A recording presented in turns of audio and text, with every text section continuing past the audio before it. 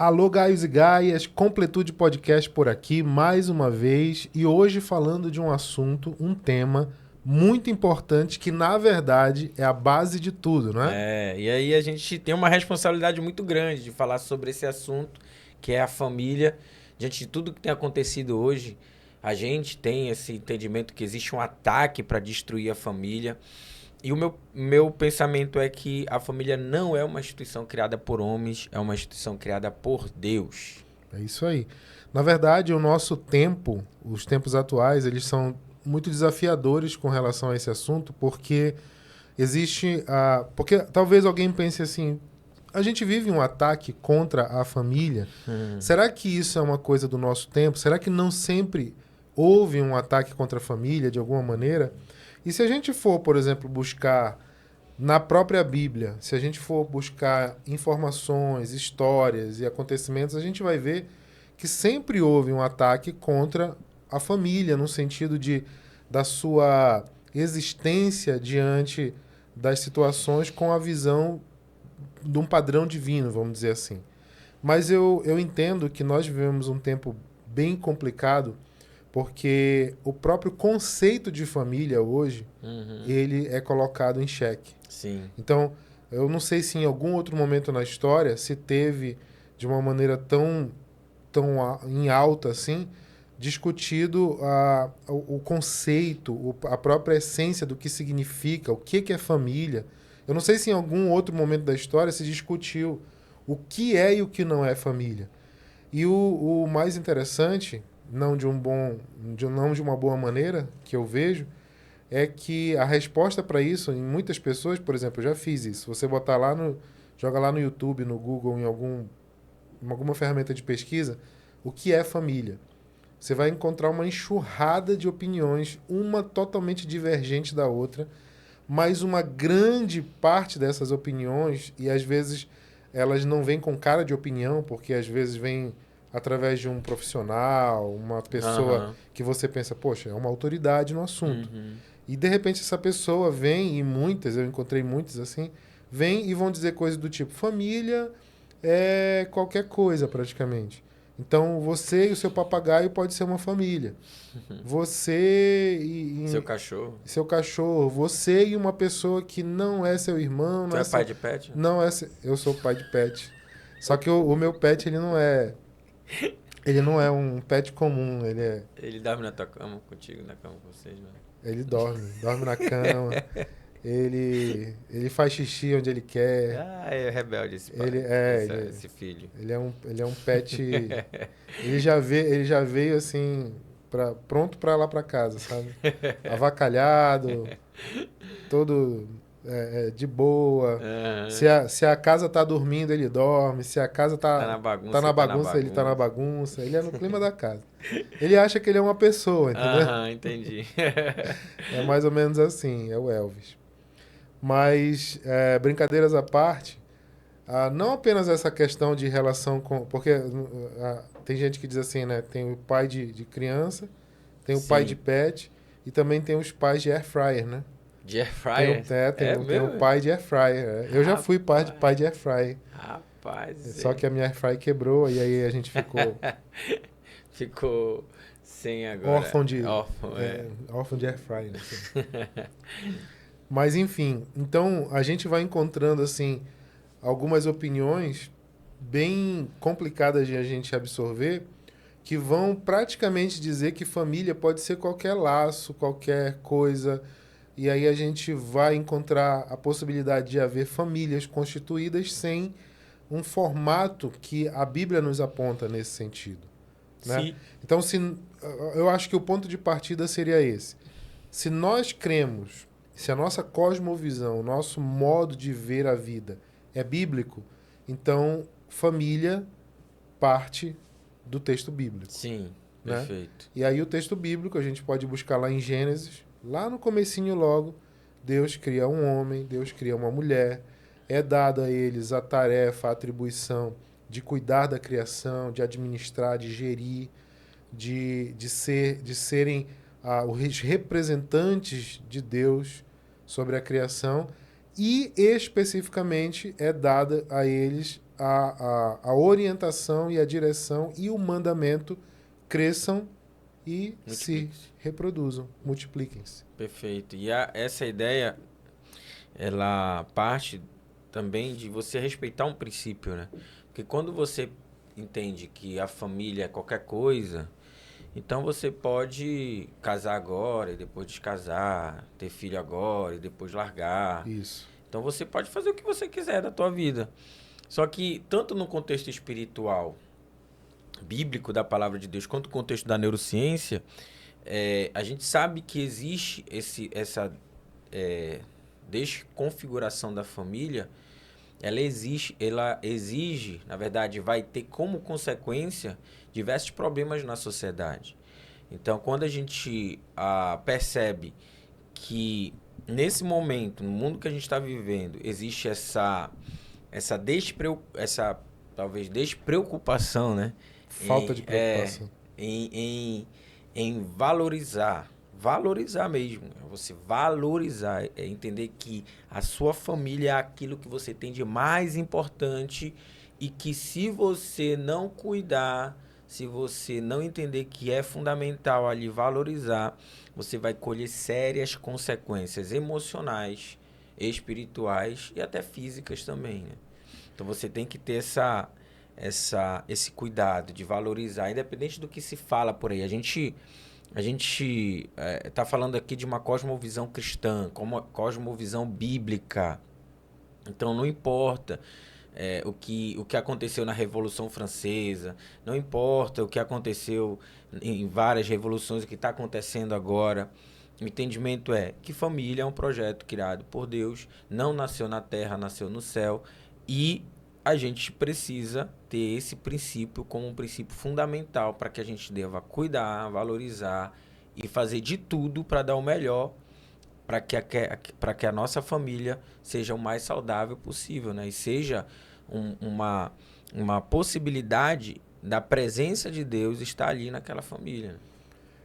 O grande calo do nosso tempo com relação a esse aspecto, de um ponto de vista de cosmovisão cristã, ao meu ver, é a quebra dos padrões de interpretação. Então, por exemplo, quando na minha geração, sou educado na escola, né? Sou escolarizado, sendo ensinado de que eu, como ser humano, sou um animal racional. Sim. Que o método científico e a ciência são a chave para que a gente possa comprovar se uma coisa existe ou não existe. Sim.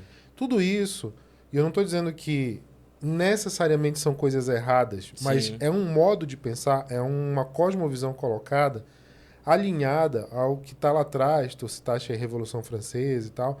Tu foste buscar justamente num tempo em que começou a se estabelecer como um padrão mundial coisas como materialismo, Sim. o próprio iluminismo, trazendo o sentido de que a era da razão agora impera, como se tudo que antes existisse fosse uma escuridão. Por isso que a gente chama a Idade Média, Sim. alguns chamam a Idade das Trevas. Sim. Então, eu tinha um professor meu no ensino fundamental que ele dizia: a Idade Média é a Idade das Trevas porque foi um período em que não se produziu nada que preste. Perfeito. E eu fiquei com essa mentalidade. Hoje eu sei que era uma opinião dele, que talvez nem seja dele original, provavelmente não é. Ele reproduziu ali alguma coisa que ele leu em algum lugar. E quando a gente olha para a Idade Média e a produção arquitetônica da época, as igrejas, as catedrais góticas, a arte produzida na Idade Média acima de tudo, você para e pensa: Idade das Trevas, cara? Será mesmo? Será que não se produziu nada de bom? E essas coisas todas. Então, não é bem assim. A própria filosofia, Sim. a filosofia escolástica e outras linhas que se desenvolveram, existia ali. Só que qual era o problema? Qual era o problema dentro de uma visão materialista? É que tudo que se fez na Idade Média, tudo, entre aspas, né? A grande maioria dos trabalhos feitos nesse sentido todo na Idade Média era feito debaixo de uma noção de que existe um Deus, o Deus da Bíblia, o Deus dos cristãos, e que esse Deus é um padrão para a sociedade. Sim. Quando vem o materialismo, o iluminismo, essa coisa toda, se coloca uma pedra em cima disso e precisa colocar, porque não tem como, naquele momento, pelo menos, não tem como dizer, tá, existe esse Deus e ao mesmo tempo a razão tem que imperar. Uhum. Precisa dizer que Deus não faz parte da razão. Perfeito. Então, de lá para cá, vem se construindo esse caminho. E aí nessa esteira de raciocínio vai entrar uma série de filosofias humanistas, filosofias materialistas, né? Aham. Como o próprio marxismo, que a gente já citou em algum momento. E são visões que, sem querer criticar necessariamente a filosofia em si, mas colocando aqui como um antagonismo à visão bíblica o materialismo em si. Sim. Então, tudo aquilo que é materialista, ele vai exaltar a matéria, a parte física, como algo em si existente. Então, não precisa ter um criador, não precisa ter um propósito, Sim. pode ter só existido. Não necessariamente Deus precisa ter criado homem e mulher para que seja uma família. Pode ter sido uma combinação de células, uma questão de reação Aham. química e biológica, e ali, pum, e pronto, só isso. Pode ser o Perfeito. acaso, Aham. entendeu? Sim. Então, isso está dentro de uma visão de mundo materialista, né? Aham. E quando nós vamos sendo paulatinamente, desde criança, educados nessa visão, não fica muito difícil depois a gente assistir um filme de Hollywood que passava na sessão da tarde. Eu estou falando aí da minha década de 80, 90, quando eu cresci, como criança e adolescente, Aham. assistindo o filme na sessão da tarde, em que você tem ali o exemplo, por exemplo, do jovem rebelde, o adolescente que não respeita o pai, e você acha aquilo legal, Sim. né? Olha, ele não respeita o pai. Por quê? Porque a figura do pai é um cara antiquado, é um cara Perfeito. que não é burro, ele não tem inteligência. Muita gente fala dos Simpsons, né? Aham. A série. Você tem o pai estúpido, Sim. no sentido de ignorante, de burro. Aham. O filho que é malandro e etc. A filha que é inteligente e incompreendida, né? Aham. E uma série de filmes e séries e desenhos que retratavam um pouco isso. Então, a gente meio que, na minha geração, cresceu imerso nessa salada de materialismo Sim. e às vezes a gente não percebe que isso influencia até quando nós falamos sério. Então, eu assisti os Simpsons, beleza, mas eu sabia que aquilo ali era entretenimento, ficção, Aham. um desenho animado. Mas eu não percebo que, às vezes, eu trago um pouco daquilo que eu consumo como entretenimento para a vida real, para Perfeito. o que eu falo sério, né? Uhum. Então, de repente, será que na minha relação com o meu pai, na minha relação com a minha esposa, com o meu filho, eu não estou reproduzindo mais sim. daquilo que eu consumo Sim. dessas influências materialistas? Ou será que eu estou, de fato, percebendo e enxergando conforme a Bíblia me orienta, Sim. né? Cara, e é uma coisa meio que inconsciente às vezes. Saiu uma publicação, não sei se foi uma publicação, uma reportagem, falando da influência de determinadas séries no comportamento da sociedade. Então, a gente já cansei de falar aqui, né? Tô careca de falar. Literalmente. Que o que a gente ouve, o que a gente escuta, né, vê, se relaciona, influencia diretamente o nosso comportamento. E às vezes a gente se encharca dessas informações e, por outro lado, a gente negligencia aquilo que verdadeiramente nos daria um norte, nos daria uma direção, nos formariam como pessoa, como caráter, como ser humano, como fé, espiritualmente e tudo mais, né? Então a gente acaba se encharcando de tudo aquilo que o mundo nos traz, como lazer, diversão, entretenimento, e por outro lado a gente simplesmente esquece. A gente vive a nossa vida, trabalha, assiste o que é legal, vai pro cinema e tal, Netflix e outras plataformas de filmes, e a nossa vida é essa, entendeu? Estuda para garantir. E o que tem acontecido hoje, eu vou falar diretamente no contexto cristão, é que a família ela está se perdendo, inclusive dentro da nossa realidade de igreja, cristã, de cosmovisão cristã e bíblica, justamente por causa disso. Existe uma estratégia do inimigo de tirar o nosso foco, distrair. Eu acho que em toda e qualquer ação de marketing, de vendas, de redes sociais, o que as redes sociais faz hoje, o que as vendas e os marqueteiros tentam fazer hoje é pegar a tua atenção.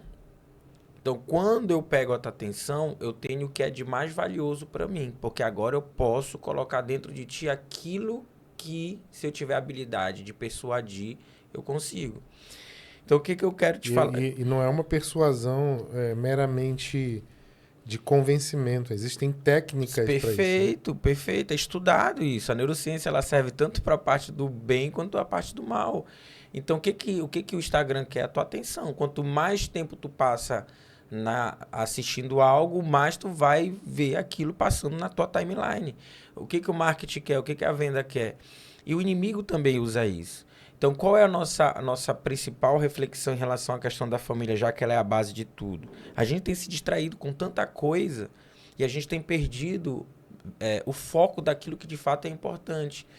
A gente distrai a nossa família por causa de trabalho, a gente distrai a nossa família por causa de dinheiro, a gente distrai a nossa família por causa de diversas coisas, né? A gente prefere hoje ficar mais no celular do que com os nossos filhos. E tem, Rafa, uma passagem bíblica que, para mim, ela é assim, um soco no estômago e que a gente precisa estar atento. O texto base é 1 Timóteo 5,8. Se alguém não cuida de seus parentes, e especialmente dos de sua própria família, negou a fé e é pior que um descrente. Isso. Cara, isso é muito forte, pô. Porque a partir do momento que eu negligencio algo que para mim foi dado como uma responsabilidade e por causa de diversos fatores, né, eu não consigo exercer a minha função enquanto pai, enquanto filho, enquanto marido. Cara, é assustador isso. Porque é como se eu tivesse, de fato, negado a minha fé. Sim. Então, eu quero trazer esse episódio hoje para uma reflexão nossa, sabe? Ok, a família está sendo atacada. Ok, existe toda uma parte de pensadores, de televisão, de políticos. Existe todo um esforço para destruir a família. Só que nós, que temos todo esse conhecimento, que temos a base, que entendemos que a família é fundamental, nós também acabamos que, de alguma forma, estamos perdendo o foco disso. E quando eu falo sobre isso, eu sei tanto da parte do emocional, quanto da parte física, quanto da parte espiritual, o quanto a gente tem prejuízo em relação a isso. Sim. Quando para fechar aqui, para te passar a informação, quando Deus pede para que a gente cuide da nossa família, é óbvio que existe uma relação espiritual, é óbvio que existe uma relação de cuidado daquilo que ele criou, mas ele também sabe as consequências de uma família destruída, de uma família doente, de um divórcio, de um pai ausente, de um pai que não se posiciona, de uma mãe que não se posiciona, de uma esposa que valoriza mais outras coisas do que aquilo que Deus deu, de um marido que deveria estar ali junto, participando da criação dos filhos. Cara, coisas simples, Rafa. Eu li coisas assim relacionadas da importância do posicionamento do pai e do marido e o que isso gera no contexto do comportamento e o que isso gera no contexto de legado. Então, hoje, por exemplo, uma coisa simples, eu não abro mão de almoçar com meus filhos. Com meus filhos é bom, né? Com a minha família. Tá vindo um aí, se Deus quiser. Com a minha família, eu não abro mão. Meu irmão, pode vir. São poucas vezes que eu deixei de almoçar com a minha família. Uhum. Por quê? Porque eu sei qual é a importância da mesa. de estar junto, de senso de pertencimento, de senso de conexão. Os pais hoje chegam do trabalho, vão para o quarto, a mãe ou a esposa fica fazendo outra coisa, o filho no outro quarto. É uma desconexão absurda, uma perda de foco absurda. Não existe mais. Então, não tem. Aquilo que você não cuida, você perde. Aquilo que você não valoriza, você perde. Então, é uma preocupação, é uma reflexão e é também uma chamada de atenção. Porque isso é muito forte. Se você não cuida dos seus parentes, especialmente dos seus próprios, da sua própria família, negou a fé e é pior que um descrente, cara. Isso é muito forte. Essa é uma das passagens bíblicas fortes sobre família. Na Bíblia, nós vamos ter instruções sobre como tratar os pais. A Bíblia vai dizer, filhos, obedeçam seus pais. A Bíblia vai dar orientação aos maridos como tratar suas esposas, vai dizer, maridos, amem suas esposas como Cristo amou a igreja. Vai dizer às esposas como se relacionarem, como tratarem com seu marido. Perfeito. E é tão interessante que as orientações alcançam coisas minuciosas às vezes. Tratamento relacionamental, sexual, Sim. Tudo isso tem na Bíblia dizendo como deve ser e tal. Vai dizer a mulher, essa palavra que causa tanto fobia hoje por causa do império do feminismo, né? E aí a gente vai ter na Bíblia dizendo mulheres sejam submissas ao seu marido. E aí até pessoas hoje, mulheres hoje que não são declaradamente feministas, que nem se entrosam de fato no movimento, já começam a dizer, não gosto dessa palavra. Parece que eu sou menor, parece que eu tenho que obedecer como se eu fosse uma escrava e tal. E não tem nada a ver com isso. Não é isso. Perfeito. E vai falar sobre como tratar os nossos parentes, como tu relataste aí. Enfim, na Bíblia nós temos muitas orientações com relação a relacionamentos familiares. Como deve ser. Por exemplo, um dos mais preciosos, porque ele está nos 10 mandamentos e ele é declaradamente na Bíblia o primeiro mandamento com promessa. Perfeito. Que é honra teu pai e a tua mãe. E é o primeiro mandamento com promessa porque tem ligado a ele uma promessa. Se você fizer isso, se você honrar o teu pai e a tua mãe, os teus dias sobre a terra serão mais longos. É como que fosse uma promessa de saúde. Entende? De proteção, ou seja, né? isso é como se Deus estivesse dizendo claramente, você fazendo isso, você traz saúde sobre o seu corpo. E tu estava citando sobre as influências, falaste que existem influências da presença e tal. Sim. Eu li um estudo recentemente, isso foi bem eu não imaginava, mas eu li um estudo recentemente, isso já está estabelecido, comprovado, um estudo bem já aceito, de que a presença do pai na vida de uma filha influencia na data ou no período em que ela tem a primeira menstruação. Olha só. Ou seja, quanto mais há a presença masculina do pai na vida da filha, mais tarde ela menstrua. Sim. Por padrão, por regra. Claro que tem as exceções, mas... Sim. Interessante, cara. Sim. Então, a ciência vai descobrindo coisas que são padrões de relacionamento. Sim. Então, tu falaste, por exemplo, da presença do pai na vida do filho, na vida da filha. Eu gosto sempre de dizer o seguinte, Moisés. Eu, quando trato do tema de família, quando ensino sobre isso, dou aula, alguma coisa, e na nossa conversa aqui cabe, sempre digo o seguinte. Quando nós olhamos para a Bíblia, nós encontramos famílias perfeitas. Quantas? Nenhuma. 0. Não há famílias perfeitas na Bíblia. Sim. E o motivo é que não existem famílias perfeitas. Sim. Então, existe um esforço, às vezes, de querer dizer que a família bíblica, ou o padrão de família bíblico, é aquele padrão chamado de família tradicional, que, na verdade, foi desenhado por algo que aconteceu algumas décadas atrás, na década de 60, principalmente nos Estados Unidos. a esposa que fica em casa, que cuida do Aham. lar, o marido que sai para trabalhar e traz depois e vem depois trazendo o alimento, alguma coisa assim.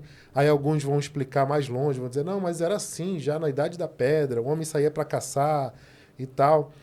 E, cara, sendo bem honesto, não há biblicamente essas definições. Alguns vão encontrar e vão dizer assim, mas não diz lá, quando eles pecaram, lá no Jardim do Éden, aí o homem do suor do teu rosto, e para a mulher, quando deres à luz, vai sentir as dores do parto, não sei o quê. Isso não foram maldições específicas, dando funções para cada um e tal. Só que não é esse o sentido do texto. Você não vai encontrar, por exemplo, biblicamente, um texto específico dizendo, olha, o homem tem que fazer isso, isso, aquilo, tá aqui. Tu tem uma cartilha do que o homem faz. Agora a mulher faz isso, isso, isso, isso, tem uma cartilha do que a mulher faz. Você não vai encontrar listas exaustivas. Você vai encontrar indicações que... Uma vez eu ouvi uma palavra de um sábio falando sobre isso, e ele disse o seguinte: as atribuições, os papéis de cada um na família, elas não são definidas porque Deus fez uma reunião e distribuiu tarefas. Não. Elas são definidas pela própria biologia. Sim. O homem é mais forte. Sim. Faz sentido que, se for preciso caçar um animal, seja o homem que faça isso. Ok. Fisicamente, eu estou dizendo. Sim. Então, faz sentido que tá um homem e uma mulher num carro dirigindo. Furou o pneu, quem vai trocar o pneu? Sim. Faz sentido que aquele que tem mais força muscular. Faz sentido. E isso determina a função. Assim, eu entendo, né? Que biologicamente acaba definindo o que seria que seria a função, né? O propósito. Sim, biologicamente é uma indicação. Mas o que eu quero dizer, eu tô num momento aqui de explicitar o fato de que nós não temos um padrão de família perfeita que nós devemos querer alcançar. Sim. O que eu quero dizer? Deus, ele sempre diz para o ser humano ser perfeito. Deus disse a Abraão, sê tu perfeito. Deus disse para nós e diz para nós, sejam santos como o Deus de vocês é santo. Só que eu sei, Abraão sabia que ele não conseguiria alcançar a perfeição. Eu sei que eu não consigo ser santo do mesmo jeito que o meu Deus é santo. Porém, a palavra de Deus continua sendo, seja. Uhum. Por quê? Porque eu não posso ter outro alvo. O alvo é o melhor. O alvo é a família perfeita. O alvo é uma santidade plena. Vou conseguir nessa terra? Não. Mas o meu alvo é sempre esse. Eu não posso jogar a toalha no meio do caminho. Eu não posso ser aquele que diz, não tem como, então avacalha mesmo. Uhum. Eu não posso olhar, e eu estou fazendo aqui os contrapontos, tá? Não sei se está dando para entender claramente. Sim. Então, porque eu disse, não existem famílias perfeitas. Eu vou olhar na Bíblia e vou ver um que adultera, o outro que morre o filho, o outro que casa errado, faz besteira e separa, enfim, um monte de rolo. Na Bíblia tem um monte de rolo, né? Davi tem rolo, Sansão nem se fala, até Moisés tem os seus rolos lá, essas questões, né? Uns mais, uns menos. O próprio Abraão e Sara, a questão lá e tudo. Deus vai lá, olha, daqui a um ano vocês vão ter um filho, aí Sara ri.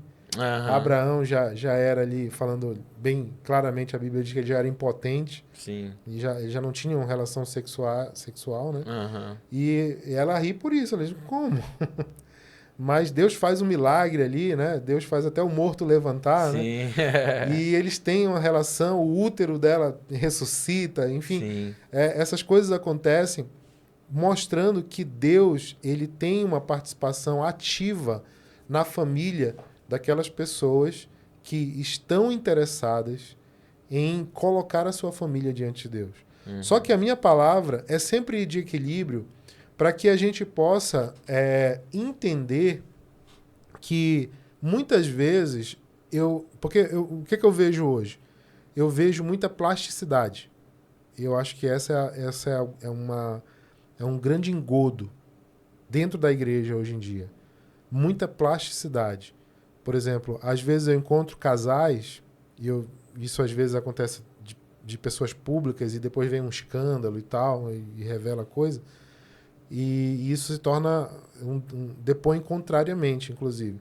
De pessoas que acham que manter uma aparência, por exemplo, de um casamento perfeito, isso é dar um exemplo de família cristã. Sim. Mas isso não é. Sim. Família cristã, família bíblica, melhor dizendo, olha para a Bíblia. Sim. Famílias reais, com seus problemas, com suas virtudes e defeitos, com seus perrengues, com seus casos complicadíssimos, com seus pecados, mas pessoas que têm, de alguma maneira, um caminhar com Deus. Sim, sim. Então, quando esse versículo que trouxeste à tona aí fala sobre a possibilidade de alguém se tornar até pior do que aqueles que não são da fé, do que aqueles que não são de Deus, é porque muitas vezes se coloca numa posição, numa postura totalmente à revelia do padrão de Deus para a família. E isso pode acontecer tanto por frustração, quanto por rebeldia, enfim, Sim. os motivos são muitos. Então eu posso, por exemplo, dizer, eu conheço, tudo que eu estou citando aqui eu estou baseado, eu não vou citar nome de pessoas, lógico, mas eu estou baseando em pessoas que eu conheço, casos reais, ou de amigos próximos, ou de pessoas que eu conheci, ou pessoas com quem eu orei, ou ajudei de alguma maneira. Você vê os relacionamentos quebrados, você vê as relações mal costuradas, vamos dizer assim. Sim. E as pessoas elas vão desistindo por falta de força para lutar, muitas vezes, de olhar e dizer, meu Deus, se eu soubesse que era assim... Por exemplo, eu conheço uma pessoa que parou de ir à igreja. Eu não sei se hoje ele voltou, mas na época em que eu tive contato com ele, ele disse, não frequento mais a igreja porque eu descobri que é um antro de hipocrisia. E aí eu falei, por quê? Aí ele disse, não, porque todo mundo lá parecia a família perfeita. Depois eu descobri que o fulano não dormia nem no mesmo quarto com a esposa, o cicrano não sei o que, o outro, o pastor brigava com a esposa, não sei o que. E aí eu perguntei para ele, alguém te prometeu que não seria assim? Tem alguém te enganou fazendo uma propaganda dizendo que aqui todo mundo é perfeito e tal? Ele disse, não, mas a imagem que se passa não é essa e tal.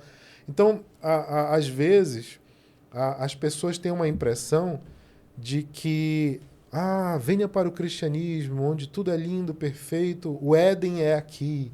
E aqui nós todos vivemos perfeitamente unidos, não há defeitos, pecados não existem mais aqui dentro. Eu gosto muito de uma propaganda de uma igreja nos Estados Unidos que eu vi uma vez, deve ter rolando por aí, já tem uns anos, mas deve ter em algum lugar no YouTube ainda, em que os membros da igreja iam fazendo convites assim para pessoas frequentarem a igreja. E um dos convites era um homem dizendo assim... aí cada um deles falava uma objeção que comumente se fala. O que alguém geralmente diz para não querer ir à igreja. E depois ele dava uma resposta para isso. Aí um deles, um senhor lá, dizia assim... Muita gente diz, não vou à igreja porque lá está cheia de hipócritas. Aí ele dizia, e tem sempre lugar para mais um. Seja bem-vindo. Eu achava sensacional isso aí, porque é isso. Entende? Sim. Então, quando a gente fala de família, biblicamente, a gente precisa ter esse pé no chão, sabe? Às vezes, você olha, por exemplo, para alguém... Uma vez eu vi, não sei se foi o pastor Cláudio Duarte, não vou me lembrar agora, talvez eu esteja... Alguém que pregando sobre família, certa vez disse assim que... Um casal chegou com ele no gabinete e disse assim, pastor, nós estamos casados há tantos anos, não sei o quê. E ele perguntou, e aí, com que frequência vocês brigam, assim, daquela briga de dormir no sofá? Não, pastor, nosso casamento é tão abençoado que a gente nunca brigou.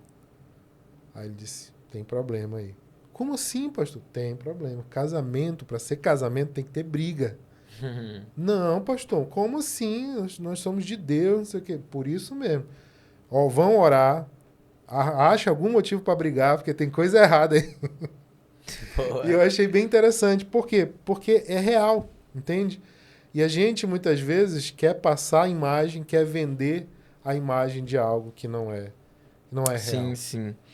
Na verdade, eu penso de uma forma assim, a gente tem que fugir, a gente primeiro tem que fugir da hipocrisia, ou seja, fingir uma coisa que a gente não vive.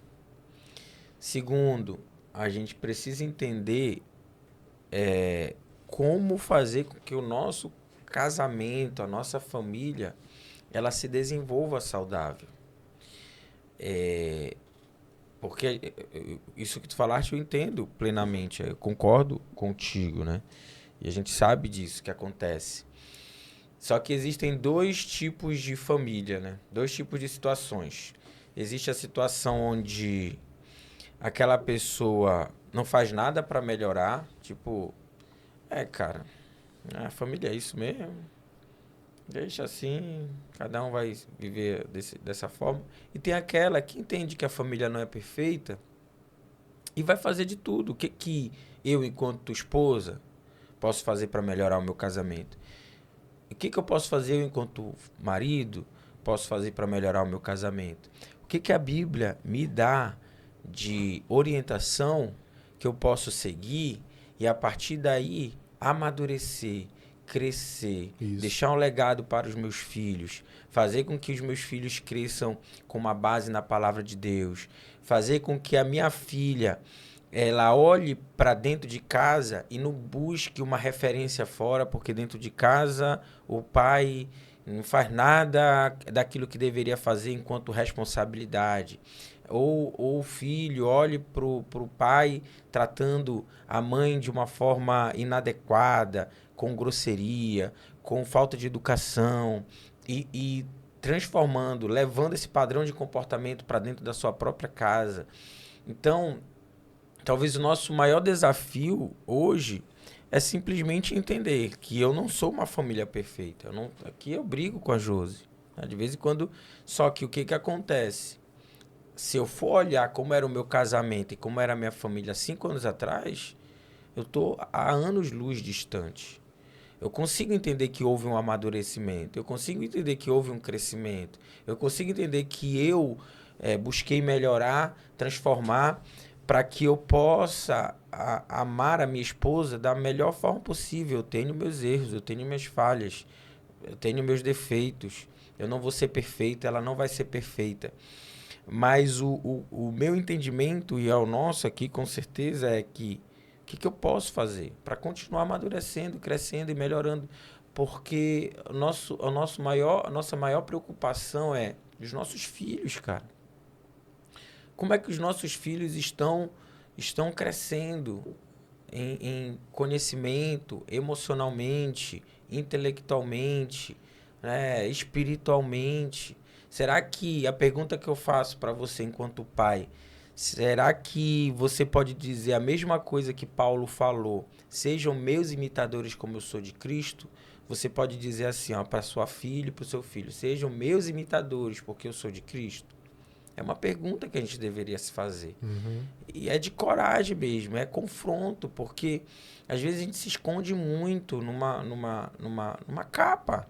Ah, eu sou um bom pai. Ah, por que eu sou um bom pai? Porque eu pago as contas, e o meu filho tem o melhor colégio, o meu filho tem a melhor escola, eu pago os cartões de crédito da minha esposa, ela compra o que ela quiser. Não é isso ser um bom pai ou ser bom marido.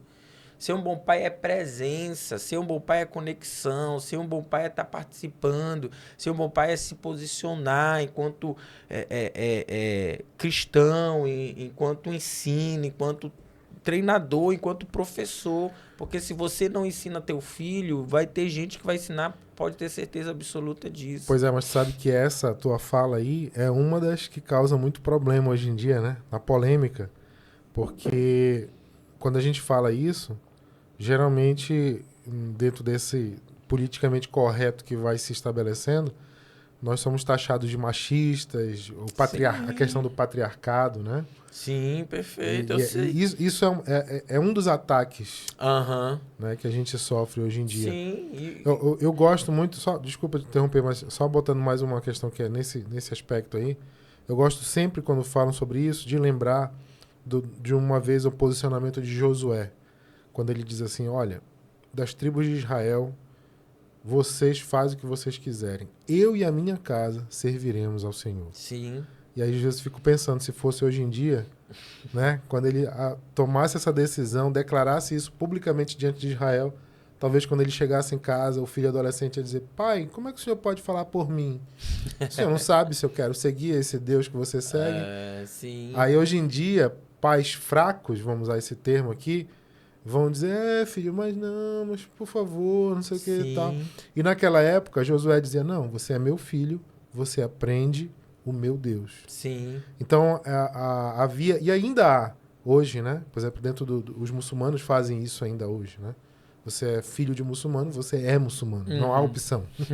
Perfeito. Então, enfim, eu não tô dizendo que isso seja uma imposição assim necessária, mas é um exemplo do que tu falaste, de posicionamento. Isso. Você entende que isso é correto, isso é o melhor para o seu filho, então você age nesse sentido. Porque, de alguma forma, o teu filho vai estar exposto a diversos conhecimentos, ensinamentos, doutrinas, ideologias, ele vai estar exposto, cara. Então, eu prefiro treinar o meu filho, eu prefiro educar minha filha, eu prefiro posicionar de uma forma onde ele me encontra como exemplo e ele perceba que dentro da família, ou ela, né, no caso a Joane, perceba que dentro da família existe um padrão saudável de se conectar, de se comunicar, de se estabelecer. E ela consiga enxergar e dizer assim, eu não quero nada além daquilo que meus pais viveram. Minha família viveu aquilo que meu pai me ensinou. Porque quer queira ou quer não, nós somos, de alguma forma, enquanto pais, moduladores do cérebro dos nossos filhos. Sim. Então, o cérebro do nosso filho vai gerar, ele foi feito, não é uma coisa assim, se você fizer isso, com certeza vai acontecer isso. Cara, eu sei que não dá para você dizer 100% se você fizer isso, mas Deus, quando cria o cérebro, ele sabe daquilo que é importante ser conectado, vivido, experimentado, as memórias que vão sendo construídas, e a partir dali vai moldando o comportamento do teu filho, da tua filha. A palavra de Deus diz assim, eu lembro que tu até chegaste a falar sobre isso, ensina o teu filho ou a criança no caminho que deve andar, para que mais tarde ou mais adulto não se desvie. Dele. Cara, isso existe uma relação da neurociência. Quanto mais você ensina, quanto mais você treina, quanto mais você gera conexão, quanto mais substâncias são produzidas a partir daquilo que você vai se conectando, o caráter, a personalidade, o comportamento do teu filho vai sendo moldado. E Moisés, eu vou... A gente não pode fechar esse episódio sem falar uma coisa. A gente começou dizendo família a base de tudo. Sim. Isso parece um chavão, né? Parece assim uma frase de efeito, mas é literal. Sim. E eu preciso pegar nessa tua ponte aí, porque tu tá falando assim, o que eu faço, o meu modo de agir define, molda o meu filho. Só que é o seguinte, a longo prazo, a médio e longo prazo, você está definindo a sociedade. Uhum. Entendeu? Então, quando a gente diz a família é a base de tudo, é literal. Sim. Porque quando você define o seu filho vai ter parâmetros para definir os seus filhos, Perfeito. Por sua vez. E os filhos dos seus filhos vão ter parâmetros, por sua vez, para definir os seus próprios filhos, e assim vai. Perfeito. E assim nós vamos criando uma progressão geométrica, Sim. né? Um avanço multiplicado de padrão que vai se tornando a própria sociedade. Sim. Então, quando nós temos, por exemplo, um agir fraco, um agir inconsistente, sem intencionalidade, sem qualquer consciência daquilo que se tem que fazer, nós temos uma sociedade que vai sendo moldada por isso. Então, muitas vezes, a gente fica esperando, porque o governo tem que fazer tal coisa. Sim. Eu conheço pessoas que, às vezes, botam a culpa na igreja. Eu já vi um caso de uma família que os filhos, na adolescência, não queriam ir para a igreja mais. E eu vi um dia a mãe dizendo assim, porque a nossa igreja devia ter mais programa para adolescente. A igreja não tem, olha aí, o filho acaba se desviando e tal Esse e tal. papo. A culpa é da Esse igreja. Então, quer dizer, assim como a culpa é do Estado, muitas vezes, por que que tem tanta violência e tal? Porque o Estado devia ter mais políticas públicas nesse sentido e tal. Eu concordo que o Estado precisa sempre ter políticas públicas que cuidem da situação. Mas não é a culpa do Estado, não é a Não. culpa da igreja, não Tudo é a começa culpa na de uma família. organização. A família é a base de tudo. Sim. Por isso que eu digo sempre, você quer cuidar da sociedade, comece cuidando da sua casa. Perfeito. Então, faça dos seus filhos, faça da sua casa um lugar que você gostaria. Por exemplo, como é que eu gostaria que os meus vizinhos fossem? Uhum. Pronto, é como você vai fazer a sua casa ser. Sim. O meu vizinho, ele é tão assim, ele não me trata bem e tal. Então, você começa a fazer como você queria que o outro fosse. Perfeito. Então, esse molde que tu está falando, ele chega à sociedade. Sim. Então, nós moldamos o mundo nesse sentido. Sim. É interessante que lá no Antigo Testamento havia essa predição, né? Quando Deus diz assim, olha, aquele tal... Vai falando sobre o resultado do erro, do pecado, do afastamento de Deus, e ele diz, eu vou visitar com essa maldição, vamos dizer assim, até a 7ª geração. Perfeito. Só que aquele que obedece, aquele que fica debaixo de bênção, eu o alcanço até 1000 gerações. Cara, aquilo que você faz de bom, que é de Deus, para moldar o seu filho, isso vai tão longe que você não vai poder enxergar, né? A Bíblia, terminando, uma das coisas que a Bíblia chama os filhos é de flechas na aljava de um arqueiro, né? Sim. Então, aquele que tem filhos tem flechas em sua aljava, né? Sim, você tem essa relação geracional, né? Tanto do lado positivo quanto do lado negativo. E a gente também já estuda a epigenética e já entende que determinados comportamentos, eles despertam uma relação de genes, que esses genes eles vão perdurar, a resposta gênica vai perdurar até a 3ª, 4ª geração. Interessante, Então, né? são coisas que não tem como você fugir mais e ver que aquele comportamento que você está tendo hoje, é provável que você tá puxando esse padrão comportamental de gerações. De gerações. Eu via, muitas vezes, Rafa, eu me comportando igual meu pai, com a Joane. Então, educar filhos não é instinto. Você precisa buscar ter humildade. Humildade dizer, velho, eu preciso buscar, orar, pedir pro Espírito Santo, mas buscar estudar sobre algo, estudar sobre esse assunto, porque de fato não vai. Você, provavelmente, se você não fizer isso, você tá buscando, você está se comportando a partir de um padrão comportamental de gerações. Isso não é um papo furado aqui. Isso é tanto bíblico quanto genético. E você muitas vezes não se questiona. Por que eu estou me comportando? Olha para o seu pai, olha para sua mãe e verifica que você está tendo o mesmo comportamento ou muitas vezes parecido com esse comportamento. Não tem como fugir, Rafa. Não tem. Você vai se comportar muitas vezes parecido. É óbvio, meu pai bebe, eu vou beber. Não, isso depende de determinadas situações. Mas não significa que você não bebe e o teu pai bebeu, não significa que as outras coisas você não tá se comportando parecida com ele. Existem outros fatores comportamentais que você pode ter sido influenciado pelo seu pai ou pela sua mãe.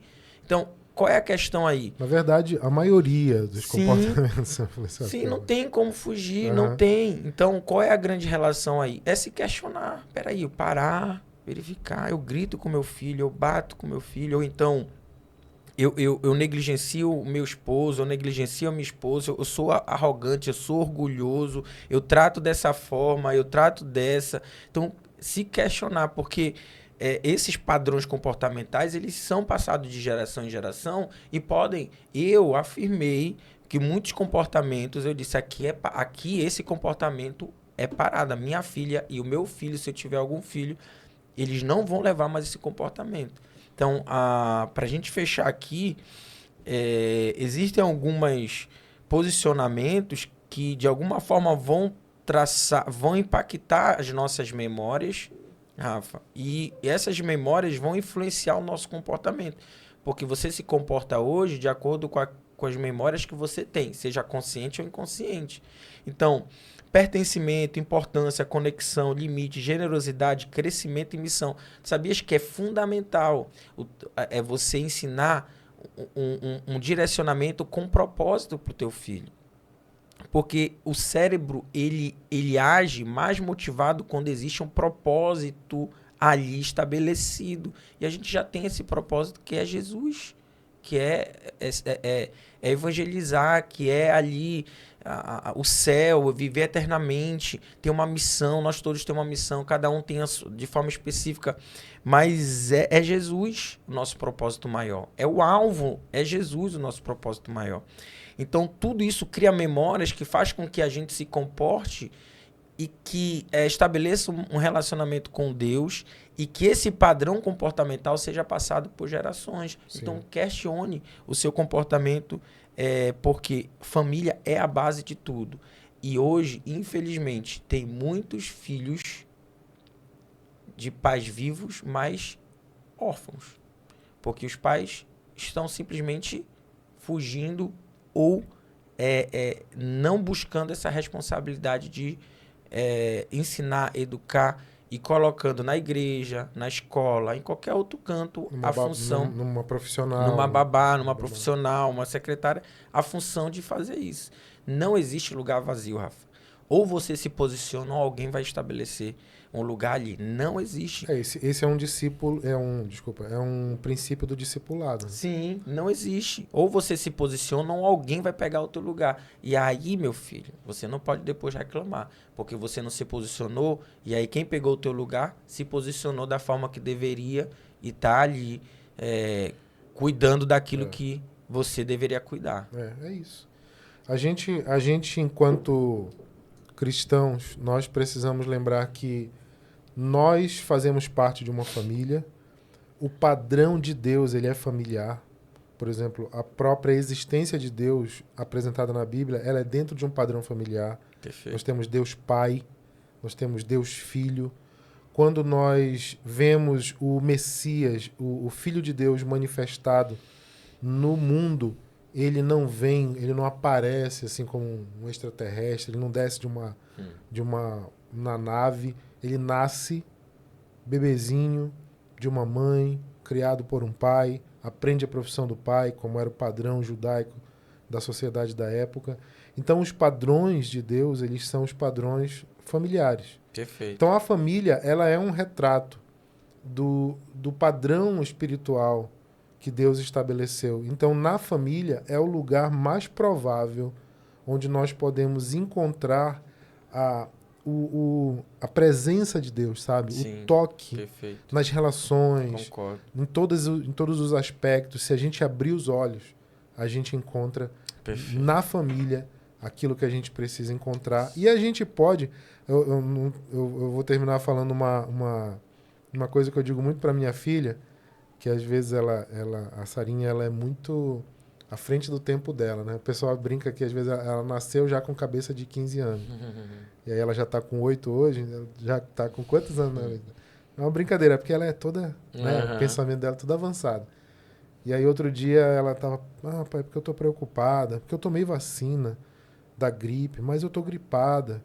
Como é isso? A gente toma remédio, o remédio traz um efeito colateral que eu sei, não sei o quê. E aí eu disse para ela, filha, tem uma coisa que ninguém te contou, os médicos não falam, mas eu vou te falar. Sabe qual é o melhor remédio para as coisas? Ela, qual? Felicidade. Ela disse, mas como, pai? Se eu tô com dor de cabeça, como é que eu posso ser feliz? Aí eu disse, sorria, brinca. Isso não vai passar minha dor de cabeça. Aí saiu com raiva, né? Assim, vou falar com a mamãe. Tipo, a mamãe é mais inteligente, deixa eu falar. A mamãe vai resolver o problema. Aí no outro dia ela volta da escola, ela diz, pai, hoje eu tive dor de cabeça na escola e agora eu tô bem melhor. Sabe o que aconteceu? Sabe o que me curou? O quê? O melhor remédio. Qual é? Eu nem me lembrava que eu tinha falado. Felicidade, pai. Você me ensinou ontem, lembra? E quando eu comecei a ter dor de cabeça, eu tomei a decisão de sorrir mais, de brincar. E eu me esqueci da dor de cabeça e tal, não sei o quê. Ah, show. E aí, nessas relações, cara, a gente enxerga Deus nisso. Sim. A gente tem a graça. Por exemplo, tu é pai, eu sou pai. Uhum. Nós, como pais, nós temos a graça de termos uma atribuição familiar semelhante ao que Deus tem com seus Sim. filhos, né? De Uhum. ser pai dos seus filhos, nosso Sim. pai, né? Como Sim. Jesus ensinou, nosso pai. Uhum. Então, assim, a família é a base de tudo e precisa ser bem cuidada e precisa ser um lugar onde nós estabelecemos para nós estarmos ali de verdade e enxergarmos e atrairmos a presença de Deus para esse lugar. Sempre lembrando que o padrão de família não é para você ter uma família aparentemente perfeita, nem que seja de fato perfeita, mas você usufruir do que você tem. Sim. Tirar o melhor do que você Perfeito. tem. Se diverte, ri mais. Eu sempre digo isso. Bom humor. Às vezes, aconselhando um casal uma vez lá na igreja, e eu percebi assim que eles eram muito... Não, porque eu não sei o que fazer, porque a gente tenta isso aqui, eu já li o livro tal, não sei o quê, e eu percebi que era tudo muito metódico, sabe? E eu dei um conselho para eles que eu não vou dar para qualquer pessoa, claro, mas naquele caso, eu disse, gente, vocês têm que sentar um dia e bagunçar um pouco a casa de vocês, tem que ser um pouco mais avacalhado. Vocês estão muito metódicos, parece que a coisa não pode, porque você sai um pouquinho aqui do horário, do esquema, não sei o quê. Mas, pastor, sério? Eu não estou dizendo para fazer nada de errado, não. É sorrir mais, ter mais liberdade um com o outro. Então, o pé no chão da família, ele precisa ter sempre essa base de que a família em si já é uma grande bênção. Sim, perfeito. Porque quando a gente fica muito naquela... Quando eu quero alcançar isso, eu quero alcançar aquilo, a gente esquece de viver a família que a gente tem naquele momento. Isso. Show de bola. É isso, né, Rafa? É isso. Fechamos. Espero que a gente possa ter muito mais oportunidade de conversar outros assuntos, nesses muitos assuntos sobre cosmovisão, né? Aham. Mas que Deus abençoe, né, as nossas vidas e a vida de cada um que tem acompanhado a gente, para que a gente possa se encontrar sempre nos Completudes Podcast que vem por aí. Valeu, galera. Até mais. Até o próximo episódio. Tchau, tchau.